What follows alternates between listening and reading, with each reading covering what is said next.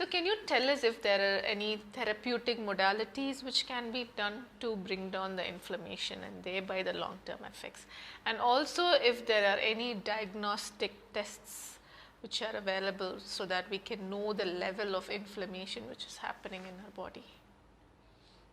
So therapeutic or rather diagnostic techniques have been used for a long time to generally look for inflammation in the body. From a therapeutic view for diagnostics, when somebody is having an infection, you look for CRP. You must have heard of CRP. That is used to see if there's inflammation, if there is infection. But there is something called as a high sensitivity CRP that specifically looks for inflammation. And this is also not specific to COVID. You must have used HSCRP in your practice. You must have used things like interleukin 1s. Now we are using D-dimers to look for somebody who's having that small risk of developing clots because this COVID is causing this havoc. But from an inflammation view, CRP is great. HSCRP is very specific. Interleukin 1 is used. LDH is used to look for inflammation. And D-dimer. So these are the common things that we're kind of using now to understand how bad the inflammation is. But a very interesting part of this is that what we consider normal is very different from a wellness perspective versus a disease perspective. So in wellness, for example, HSCRP, anything more than 1.5 we take it as risk. Whereas if you have a disease, less than 2.6 is considered normal.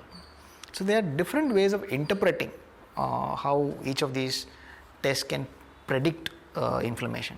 And we have multiple risk scores today to look for risk of heart disease, risk of stroke, using your lifestyle, using your inflammatory markers to kind of predict what is the risk of developing heart disease or something in the next few years.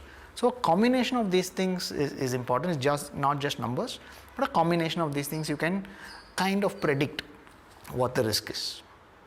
And I think you had asked about therapeutic modalities. So besides your food and exercise, things like oxygen therapy. Now I've been using oxygen for inflammation for the last 10 years for patients who are looking to reduce the risk of heart disease, who are looking to reduce the number of medicines that they're taking, to bring down inflammation in their system that has multiple effects.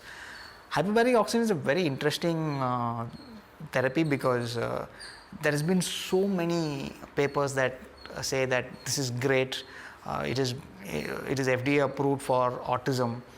These are all forms of inflammation. And very recently, in fact, somebody installed a huge hyperbaric oxygen chamber in the Middle East for race horses. So they've realized that hyperbaric oxygen plays a very small but important role, like a catalyst, as part of your anti-inflammatory battle, as part of your wellness battle.